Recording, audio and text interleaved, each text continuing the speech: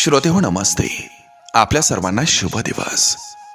श्रोते हो, वपू एके ठिकाणी म्हणतात की देवावर प्रेम सर्वांनाच आहे, पण त्याच्या घरी जायची घाई मात्र ही कुणालाच नाही. आपल्या घरात सर्वांनाच देव हवाय, पण त्याच्या घरी आपण जायच्या विचारानं मात्र मनात धडकी भरत असते. देव आपल्या घरी आला म्हणजे सण, उत्सव आणि आनंद, आणि आपण त्याच्या घरी गेलो म्हणजे दुःख, शोक. श्रोते हो, देव आपल्या घरी यावा म्हणून आपण आटापिटा करत असतो. आपण त्याच्या घरी जाऊ नये म्हणून ही आटापिटा होत असतोय. देवा घरून येणं म्हणजे जन्म, आणि देवा घरी जाणं म्हणजे मृत्यू. दोन्ही अटळ आहेत, पण या दोघांमधली जी गंमत आहे त्यालाच तर आयुष्य असं नाव आहे. श्रोते हो, आणि हेच आयुष्य आनंदानं जगायचं असेल तर काही गोष्टींचा त्याग करावा लागेल, आणि काही गोष्टी या स्वीकाराव्या लागतील. एवढं जरी आपण केलं तरी श्रोते हो, आयुष्याचा आनंद आपल्याला नक्की घेता येईल, आणि नक्की घेऊया. चला, आजही आपल्यासाठी सुंदर विचारांची ही शिदोरी, ही मालिका अशीच पुढे घेऊन आलोय.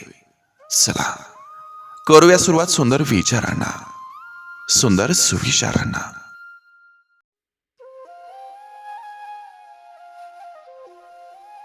जेव्हा काही गोष्टी या सहनशक्तीच्या पलीकडे जायला लागतात, तेव्हा त्यांना सोडून देणंच ठीक असतं.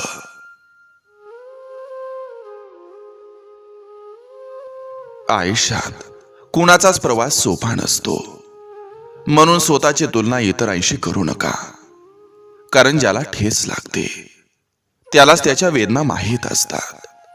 म्हणून आपलं आयुष्य आपल्या पद्धतीनं जगा. लोकांसारखं जगायला जाऊ नका. नातं हे पारव्यासारखं असावं. दिवसभर कुठेही भरारी घेत असला तरी संध्याकाळी हितगुज करत बसावं. लक्ष्मी ही त्याच्याच घरी नांदत असते जो आपल्या घरच्या लक्ष्मीला मान आणि सन्मान देतो.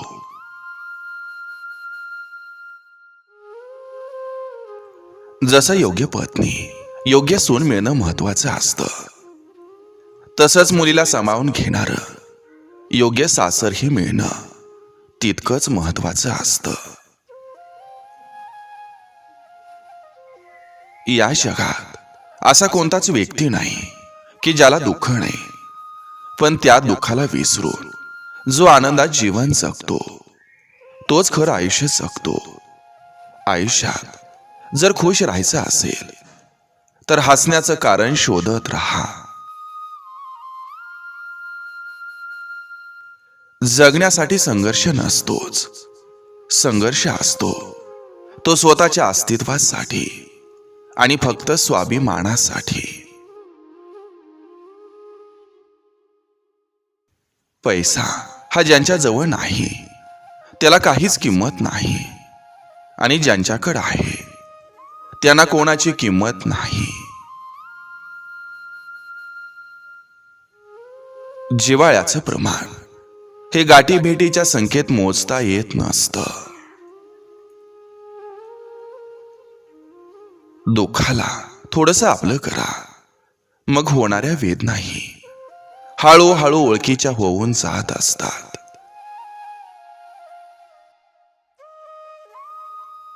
कुठल्याच गोष्टीचा फरक न पडणाऱ्या व्यक्तीला एखाद्या गोष्टीचा खूप मोठा फरक पडून गेलेला असतो. जिथं प्रगती असते तिथं निंदा ही ठरलेलीच असते. एखाद्याच्या उचकीचं कारण व्हा, पण हुंदक्याचं नको. शेवटच्या क्षणी नात्याचं रूपांतर कल्पवृक्षात होताना बघायचं असेल तर प्रेमाचं आणि विश्वासाचं बीज हे सुरुवातीपासूनच नात्यात पेरायला हवं. सौंदर्याची कमतरता चांगला स्वभाव नक्की पूर्ण करतो, पण स्वभावाच्या कमतरतेला सौंदर्य कधीच पूर्ण करू शकत नाही. म्हणून स्वभाव हा परिपूर्ण असावा, सौंदर्य नव्हे. मनुष्य कितीही खुश असला तरी जेव्हा तो एकांतात असतो तेव्हा त्याला त्याचीच आठवण येते, ज्याच्यावर तो अंतःकरणापासून प्रेम करत असतो.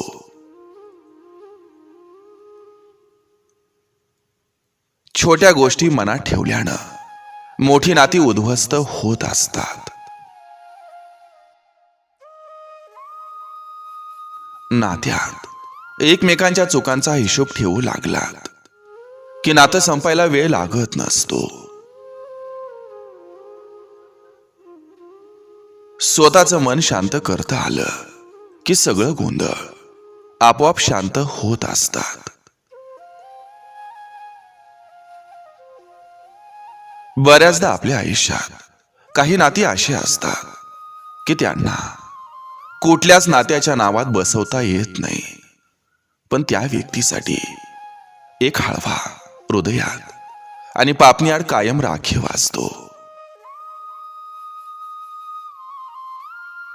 आवडती व्यक्ती ही कितीही चुकली तरी सांभाळून घ्यावंच लागतं, कारण सुखांपेक्षा व्यक्ती जास्त महत्वाची असते.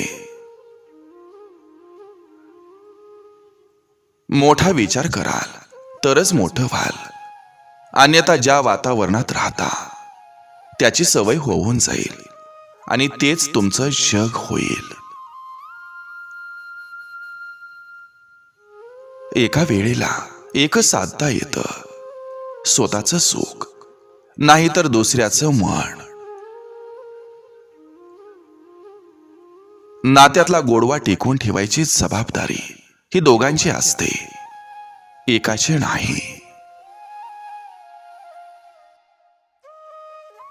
जेव्हा नशिबाची गणितं चुकायला लागतात तेव्हा आयुष्यातून काही माणसांची वजाबाकी व्हायला सुरुवात होते, परंतु आपण मात्र प्रयत्नांची बेरीज करत राहावी.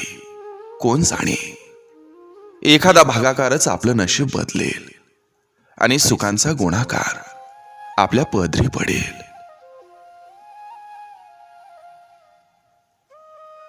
पाठीशी कोण आहेत हे बघून धाडस करायचं नसतं, तर धाडस स्वतः करायचं असतं. मग लोक पाठीशी उभी राहत असतात.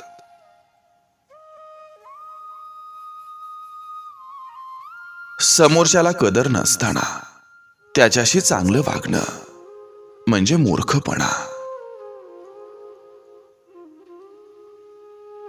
बंधनाने जोडता आलं नाही तरी काही माणसं स्पंदनाने कायम आपल्या सोबत जोडली जातात.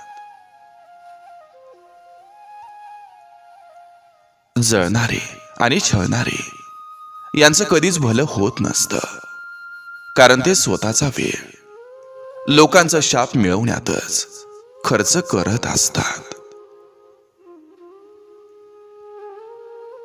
आपल्याला एकटं पाडायला सुद्धा तीच लोक कारणीभूत असतात, ज्यांना आपण कुणाचा विचार न करता जीव लावलेला असतो. नातं हे उगाच टिकत नसतं, त्यासाठी निस्वार्थपणे जीव लावावा लागत असतो. कसलं ना कसलं वेळ हे अवश्य हवं माणसाला. ज्याला वेड होता येत नाही तो शहाणा माणूस नसतो. प्रत्येकाला चांगलं समजणं सोडून द्या, कारण बाहेरून लोक जशी दिसतात तशी मनातून नसतात.